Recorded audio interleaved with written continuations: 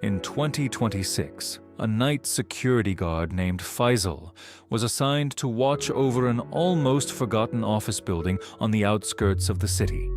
A place that had been shut down for years after a fire incident that officially had no casualties, though locals always said otherwise, and Faisal didn't believe in rumors until his third night shift, when he noticed something strange on the CCTV monitors. Every camera was working except the one covering the top floor hallway, which showed only a frozen image of an empty corridor. Yet every few minutes, a shadow would flicker across the screen for just a split second, too fast to be a glitch but too real to ignore. So he decided to go up and check, laughing at himself the whole way. But when the elevator doors opened on the top floor, the air felt wrong. Thick, heavy, and unnaturally cold, like the building was holding its breath. And as he stepped into the hallway, he realized something impossible. The corridor looked exactly like the frozen frame from the CCTV down to the position of a broken chair and a half-open door at the end, as if he had walked into the screen itself, and that's when he heard it. A faint crackling sound, like something slowly burning, followed by footsteps behind him, soft but deliberate. Yet when he turned around, there was no one there, only the long, empty hallway stretching back into darkness, and suddenly, his radio came to life with loud static before a voice whispered through it, distorted and trembling, repeating the same sentence over and over, "You weren't supposed to come up here."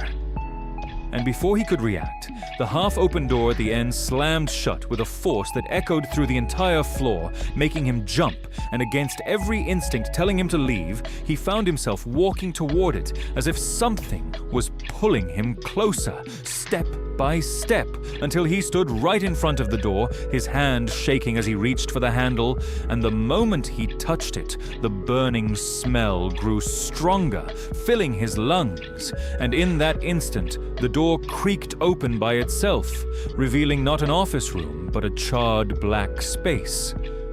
Walls covered in soot, and inside, barely visible in the darkness, were silhouettes. Human shapes, unmoving, fused into the walls as if they had melted there, and one of them slowly turned its head toward him, its face featureless, but somehow aware. And then all at once the radio screamed with overlapping voices crying for help. The lights above him flickered violently, and the door slammed shut again, throwing him backward onto the floor. And when he finally managed to run back to the elevator and reach the security room, gasping and drenched in sweat, he checked the CCTV footage to prove to himself it wasn't real.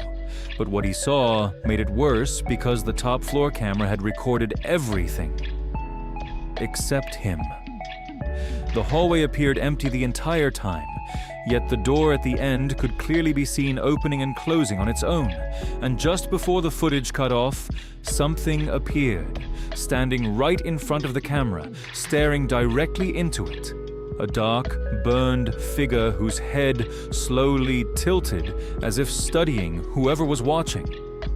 And the next morning, Faisal quit the job without explanation. But weeks later, when the building was scheduled for demolition, the workers reported something disturbing.